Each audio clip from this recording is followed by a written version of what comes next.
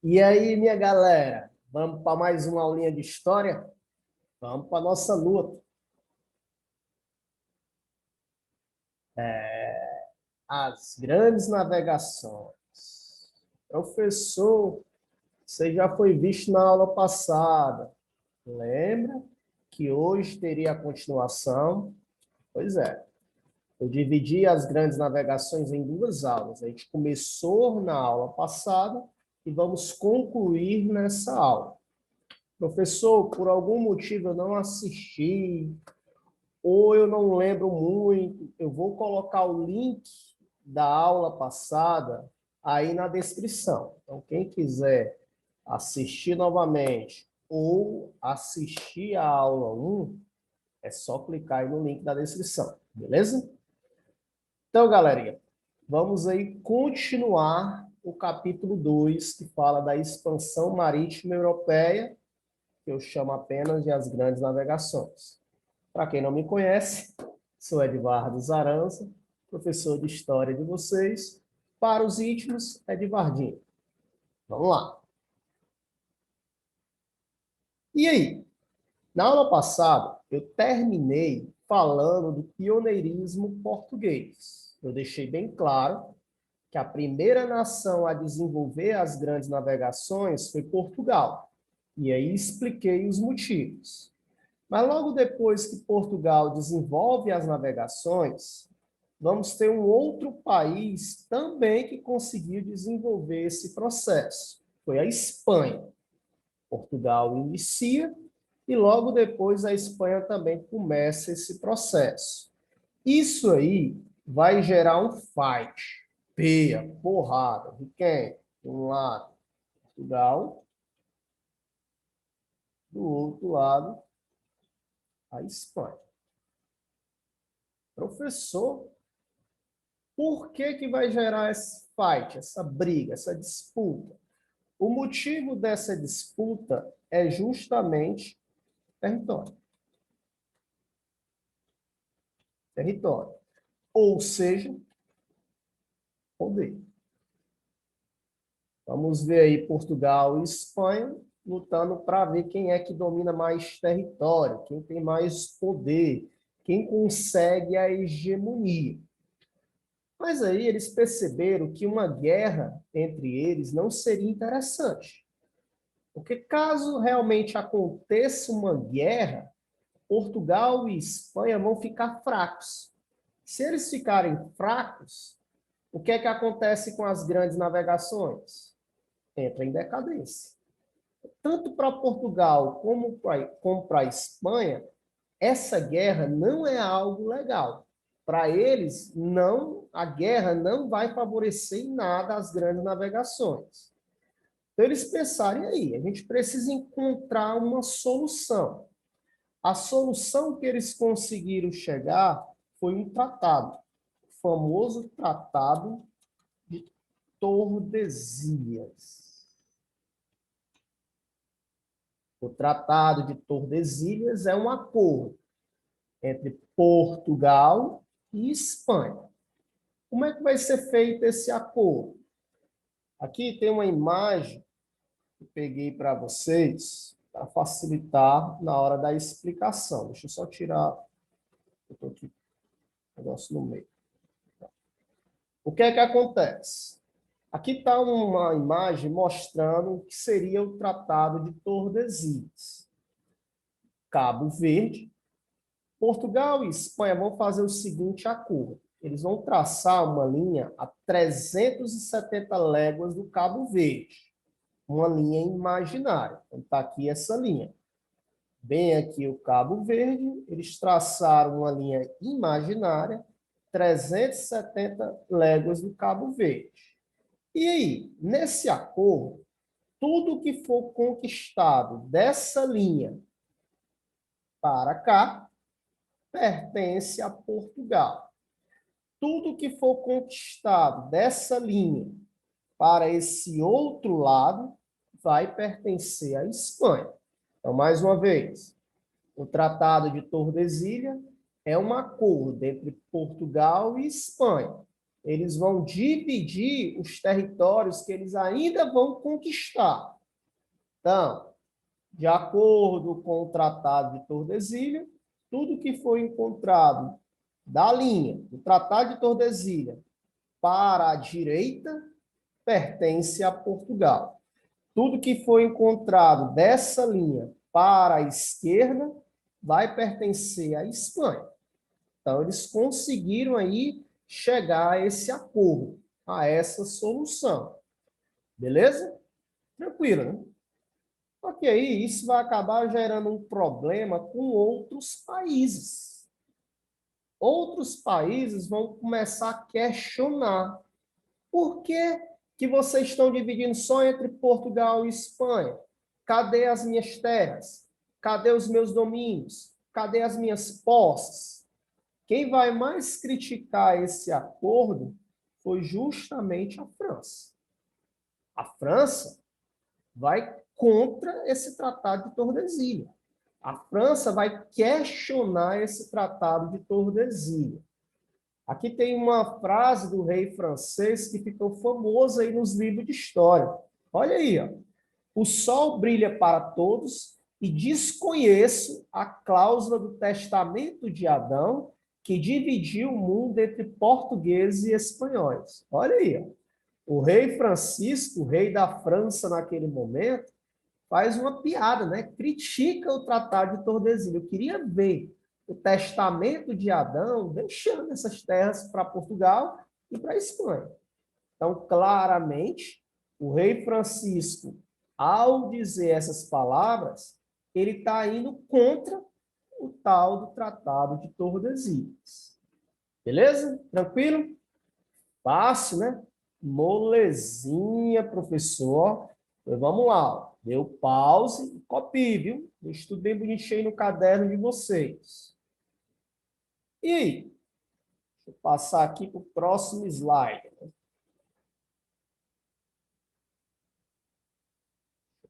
Tá aqui. Pronto. Agora a gente vai estudar um pouquinho da navegação portuguesa. A navegação portuguesa. O grande destaque foi uma estratégia que os portugueses vão usar que ficou conhecido como périplo africano. Como assim, professor? O que seria o périplo africano?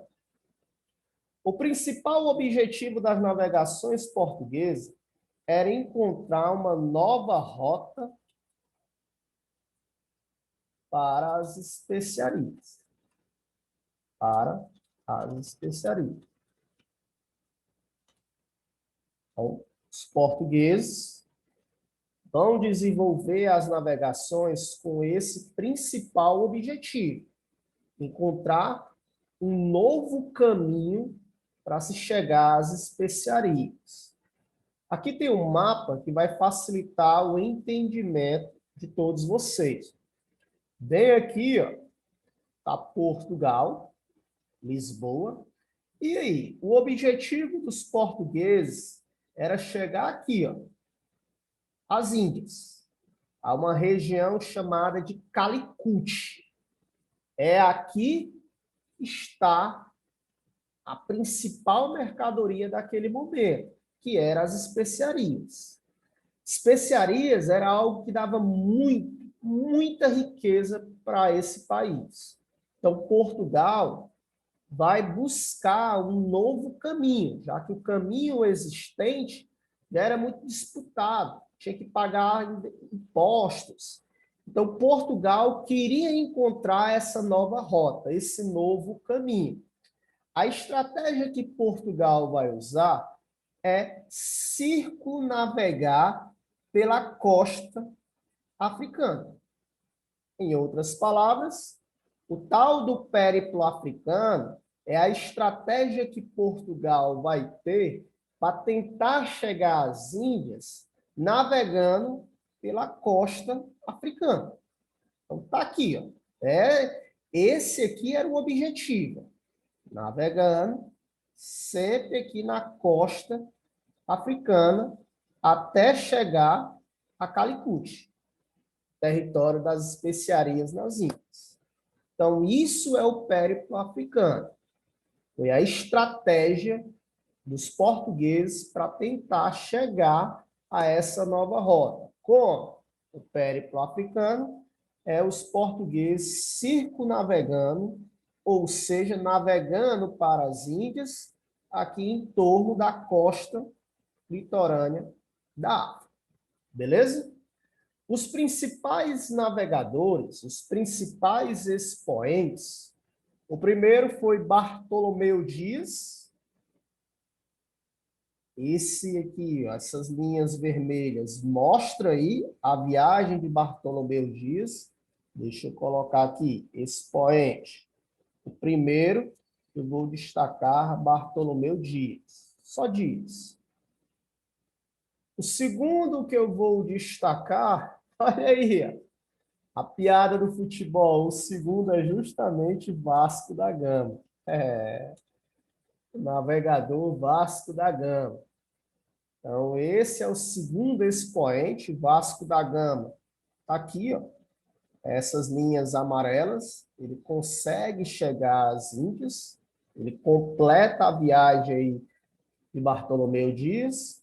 E o terceiro que eu destaco é justamente Pedro Álvares Cabral. O terceiro expoente é justamente Pedro Álvares Cabral. Ficou um pouquinho torto, mas tem nada para entender. E aí, o que chama a atenção de Pedro Álvares Cabral é justamente o caminho, né? Se você for olhar aí, ó, é o azul. Pedro Álvares Cabral acabou aí se perdendo na rota e acabou chegando aqui no Brasil, Porto Seguro. Só depois é que ele consegue completar a viagem e chegar até as especiarias. Então, a navegação portuguesa tem um resultado interessante, que foi o descobrimento do Brasil. Mais precisamente em 1500. Pedro Álvares Cabral, ele é o responsável pela descoberta do Brasil em 1500. Então, tá aí. A estratégia, o destaque, o objetivo, o principal objetivo, os três expoentes, Dias, o primeiro, Vasco da Gama, o segundo, e Pedro Álvares Cabral, porque foi ele o responsável por descobrir o Brasil em 1500. Beleza? Tranquilo? Beleza, né? Então, vamos passar. Vamos agora ver, no próximo slide, a tal da navegação espanhola. A navegação espanhola. A estratégia usada pelos espanhóis foi navegar pelo Oceano Atlântico. Se a estratégia dos portugueses era o périplo africano, os espanhóis vão ter uma outra estratégia. Seria justamente navegar pelo Oceano Atlântico. Eles acreditavam que navegando pelo Oceano Atlântico, como a Terra ela é redonda, eles iriam conseguir chegar aonde? Às Índias. Essa é a estratégia. O objetivo é o mesmo, cara. Encontrar uma nova rota. Uma nova rota para as especiarias. O professor só tem esse objetivo? Não, mas esse é o principal, é o que aparece aí em questões de vestibulares, de concurso, na própria prova de vocês. O principal nome da navegação espanhola foi um cara chamado Cristóvão Colombo. O principal nome da navegação espanhola foi justamente o navegador Cristóvão Colombo. E aí? A navegação espanhola vai gerar um processo chamado de descobrimento da América. Em 1492. Professor, eu sou obrigado a decorar essa data de forma alguma. Eu coloco apenas a título de curiosidade.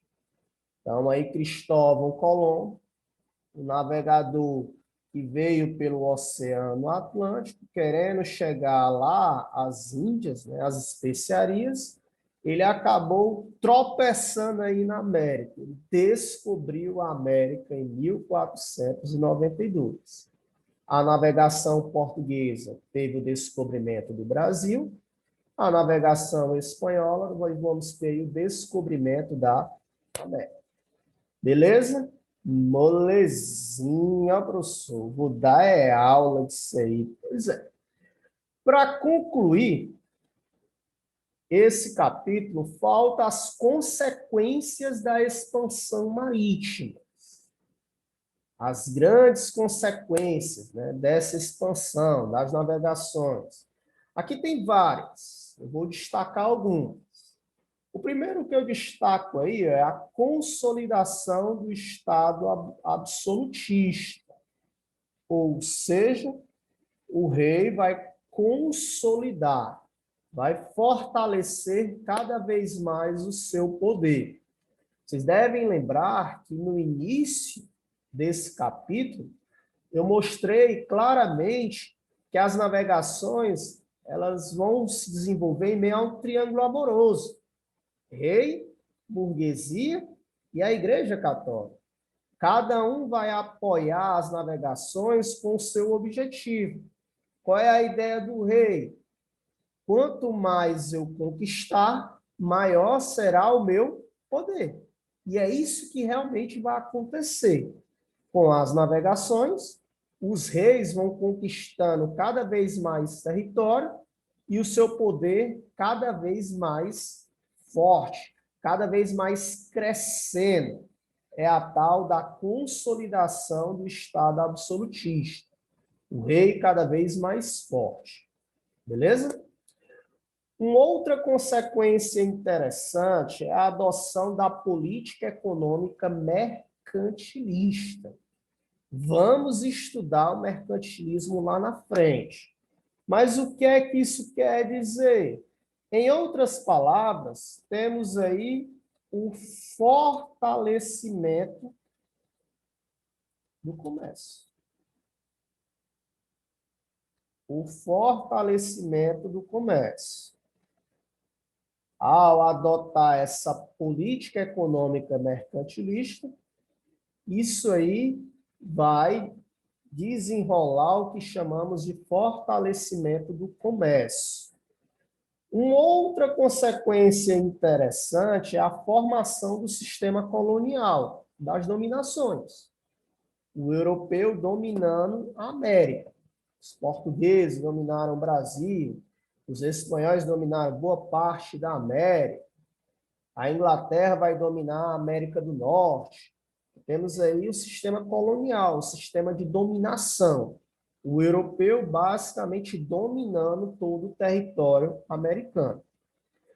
Uma outra consequência é o aumento da escravidão. Com as navegações, a escravidão ela vai ficar cada vez mais forte no mundo. É uma outra consequência. Um outro ponto interessante é o fortalecimento da burguesia. Galera, se o comércio está crescendo, isso quer dizer que a burguesia está cada vez mais forte, já que a burguesia vive do comércio. Então, está aí uma outra consequência. O outro ponto interessante é o início do processo de europeização do mundo. Em outras palavras, a Europa dominando o mundo. As navegações mostram aí claramente quem é que manda no mundo. É justamente a Europa, os europeus. E temos aí a aceleração de acumulação primitiva de capital. capital, ou seja, o dinheiro. Temos aí o dinheiro ganhando cada vez mais força na nossa sociedade. Professor, se for para destacar aqueles dois que o senhor considera mais importantes, o avanço do comércio e o fortalecimento da burguesia. Então, se eu for destacar dois, aqueles que você não pode esquecer, o avanço do comércio e o fortalecimento da burguesia. Beleza? Pessoal, com isso a gente consegue concluir as grandes navegações. Espero que você tenha gostado. Fiz essa aula com todo carinho para vocês. Um cheiro e até a próxima. Tchau, tchau, galerinha.